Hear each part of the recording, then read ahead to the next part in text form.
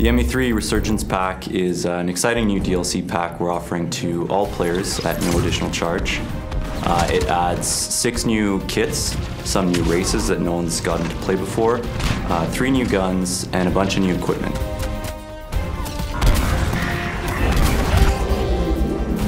The Hydra map is really unique because it takes place in a location we've never seen in the Mass Effect universe. You're essentially fighting for a gigantic dam in the middle of an Arctic tundra. It's a big open space that offers great gameplay for snipers, infiltrators, and vanguards. So Condor takes place on one of Palaven's moons, and it's a hot spot, and you can actually see Palaven being assaulted in the distance. It's kind of like a hill defense area. If you're at the top of the hill, you'll want like long-range guns because you can see the whole battlefield as the enemies come up. But if you're down at the bottom, you'll want assault classes that can just storm the beach.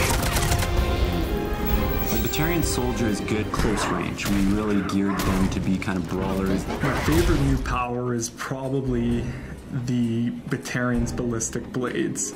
It's basically a shotgun on your wrist, which is pretty fantastic. I think my favorite new kit is the Geth Infiltrator. His new hunter mode power allows him to see through walls, which adds a totally new dynamic to the battlefield. When you put on hunter mode, it basically reduces your shields down to half. So when using hunter mode, you do not want to get in the fray with brutes. The Geth Engineer is super cool class. He's got a new Geth turret power. It's similar to the sentry turret power we have, but it actually can heal shields. So anyone who's nearby will have their shields repaired every few seconds, which makes it a really cool defensive power.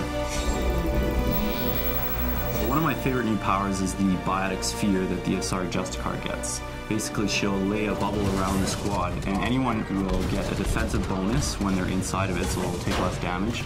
But also, any enemies that come inside it will get biotic effects on them, they'll take more damage. So it's really kind of a tactical power. So the new Krogan battlemaster is the ultimate tank. He's beefier than the existing Krogans. He brings all the things that a standard Vanguard will have, like biotic charge, barrier, but he's a Krogan at heart, so he can biotic charge in there, roar, Krogan rage, Krogan smash, headbutt, do all those fun things that a Krogan can do, but now you have the biotic charge ability, which covers ground very quickly. All 3 of the new weapons bring unique gameplay to the table. You have the Krogan assault rifle, which basically fires out mini projectiles that explode on contact.